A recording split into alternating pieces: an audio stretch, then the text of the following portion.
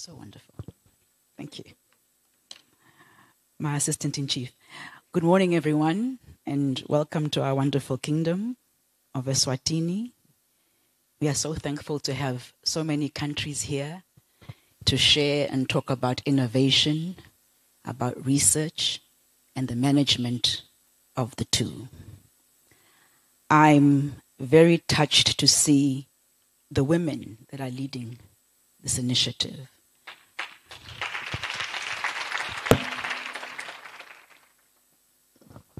Most of you that have heard a little bit about me will know that I've got a bit of a bee in my bonnet about women and development. I'm always trying to find ways to get women to lead. But then we must lead differently than the men. We must really lead. It's an honor, a privilege to host you all to this important symposium on research and development in the SADC region. Our ministry, the ICT ministry in this kingdom, is profoundly aware of the importance of research and innovation. Sarima, thank you for the good work that you're doing in research and innovation management. It's really important. I would like to say, though, as you develop more researchers, innovators, please add courses on budgeting, marketing, and just general financial management. I think the time is gone when we go to school just to learn one thing and we never add finance and we never add budgeting. I think one of our limitations in our education system is we earn salaries and don't know how to manage them. We have businesses and they fail because we don't have a relationship with understanding money. So I would hope that part of the development that we do is to teach our people about money. We cannot go forward when we don't understand the flow of money and the relationship it has in research and development, importantly. I think we all understand that we're duty-bound to ensure that we open up opportunities for the people in SADC and the people in our continent and all our citizens, so that the innovation that I've been hearing us talk about is very exciting to me. The research that we are all here to talk about is really interesting to me. But the team will tell you that we had a bit of a coffee yesterday, and because this is my first job in government, where for the first time in my life I'm working for a pension. Yes. What interests me as a business person, foremost, is I'm sure all of you in your different departments have traveled the world and have talked to global counterparts and have seen global initiatives. I'm still not sure why we cannot translate that into solutions for our continent. I'm still not quite clear why we're not solving the many problems that we have in our continent. Innovation management and research management is, how do we create this future? How do we ensure that the role of research and innovation management is accelerating to the point where we are solving the problems of our youth, of our women, and our continent in general? One of the things I find we tend to do is to go to London, to go to Paris, to go to New York and say, oh my God, look what they've done. It's so nice. And so when trips come and it's going to Rwanda, all right, I'll go. But trips come to New York, yes, let's go to New York. And we do not bring back the things that we're seeing. We seem so comfortable to say, it's nice there, but not here. So my urge today is, how do we turn this research to value? How do we turn the management to protecting our inventions? I went to a fashion show the other day. All right, just a small side quest thing. And one of the largest fashion houses in the world was using Ndebele culture, was using Sutu culture. as a fashion and making all this money that rightly should be ours, or that we should have a portion of. And what we will then say together, we'll have coffee, Rejoice and I, and we'll say, hey, these foreigners, they all come and take our jobs. They all come and do this. And what have we done as Africans? The thing that really, really scares me more than ever now is the next 20 years will be vastly different from the last 20. There's a little thing creeping in called AI that doesn't care about your Africanness, that doesn't care about your 3 PhDs, that doesn't care about the theses that you wrote, that will just take over. So we become a continent of very educated people. We become a continent of highly, with the most theses in cupboards somewhere, that never see the light of day in changing the lives of our people.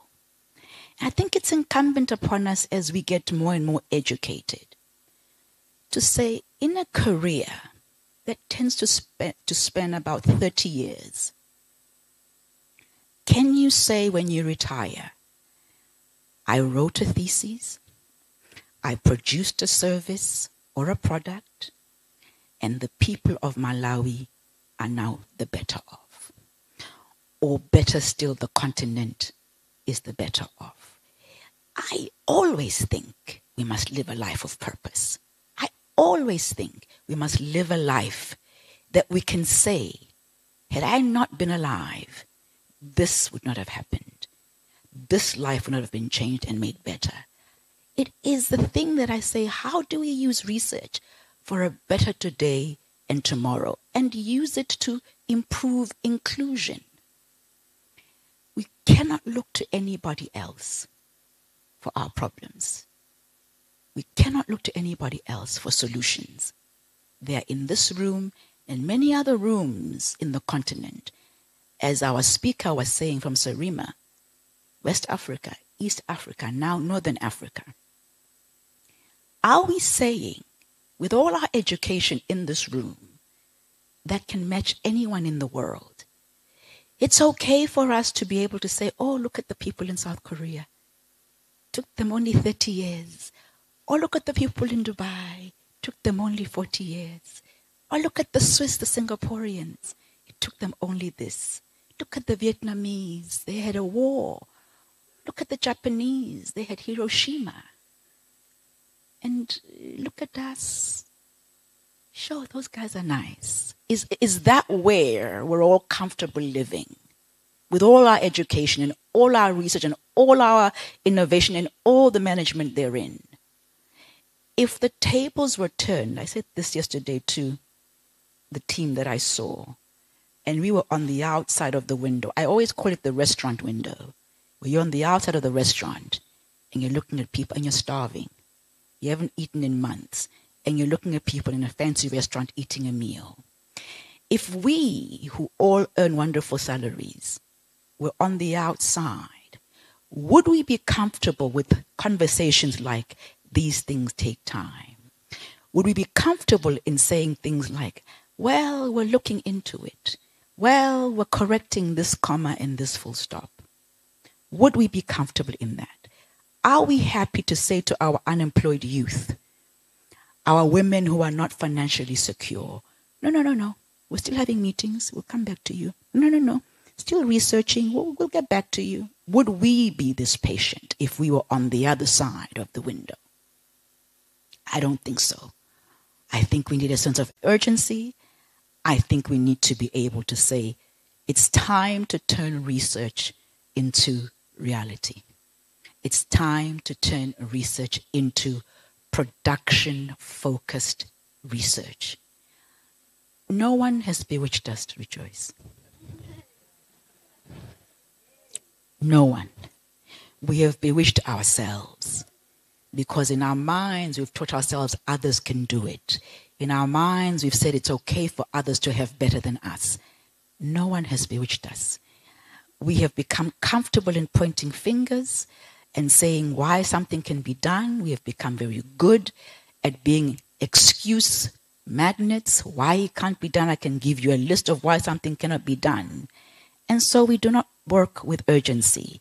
And so it's okay for us not to be able to say, hey, my fellow Africans, this AI thing is real.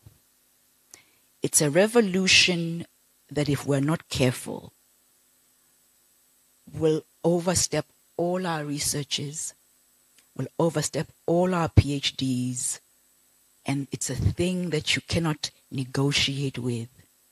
It's an algorithm that doesn't even understand your accent. It keeps saying, say that again, say that again. It's a thing that has no respect of anything but works for its masters. And we're not even creating that.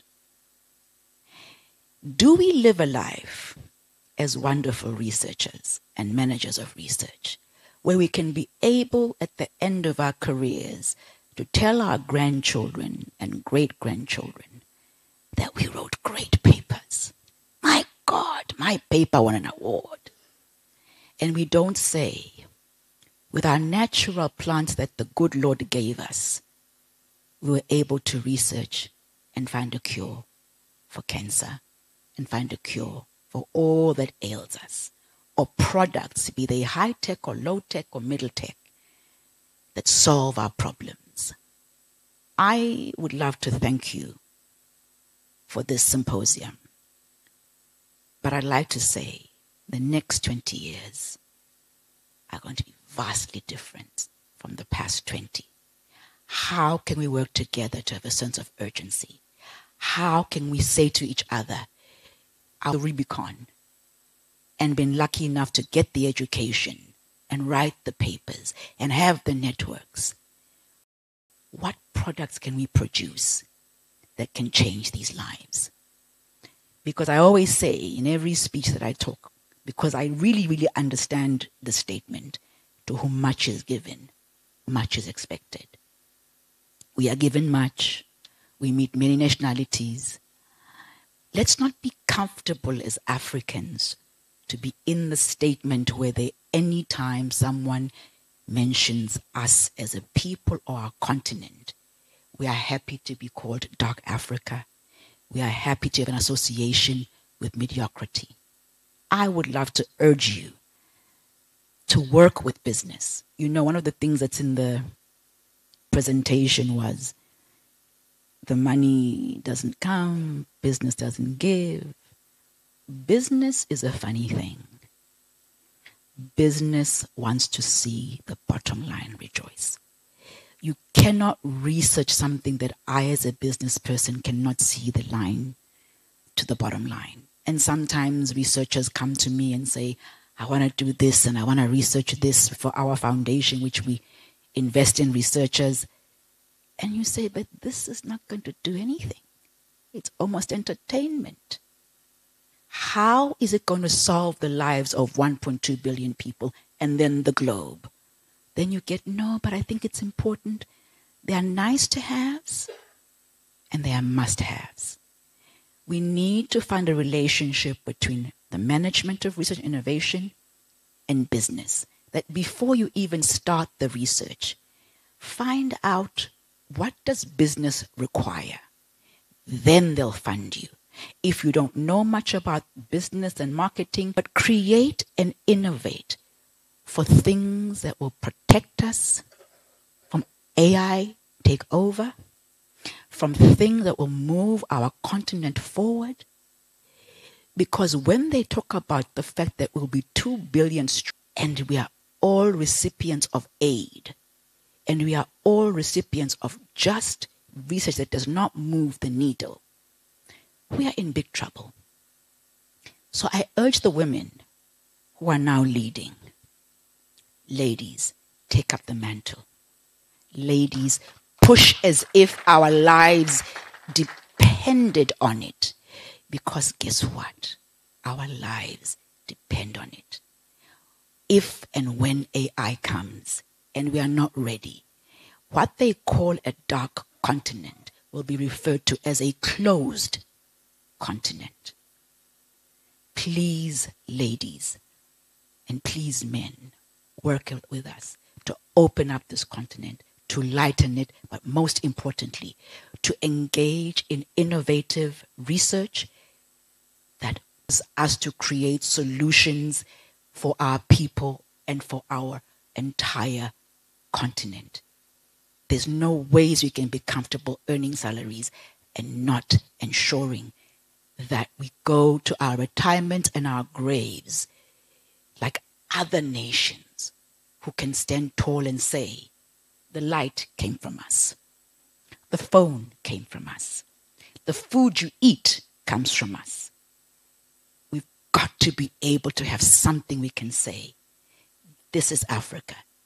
And were it not for Africa, this would not exist. We can't live a world where every conference you go, we say, we're the richest continent in the world. We've got minerals under the ground, more than anybody else. What have you done with them to solve the world's problems? No, they just come and take and go away into their own countries. You open the door for them to come and take. No one is a prisoner and comes here and puts a gun to your head. You are happy for them to do so. How can you be happy for us to have some movement of this needle? God has given us plants to solve medical issues without side effects. God has given us minerals under the ground, because these ones, they're going to just give them all away and they lock the door and close. But they're still, even though they're under the ground, there are nations who don't have these minerals, who use our minerals for the advancement of their countries. Where is our shame and where is our desire to be research, innovation, productive, solution-oriented? The solution is in this room and in every other Sarima room. So when we have conferences and we drink good coffee, it's nice, the coffee here. Every time you take a sip, ask yourself, really will I go to the end of my career only having produced a paper and a wonderful thesis? Or can I be part of the human race and be an adult and actually provide a solution that will change the lives of my people? Because I got the chance to get an education and I must give back. So to whom much is given, much is expected. And I expect a lot from all of you and your wonderful minds. Have a wonderful conference. Thank you for visiting our wonderful kingdom. Please do me this favor of moving our lives forward. Thank you.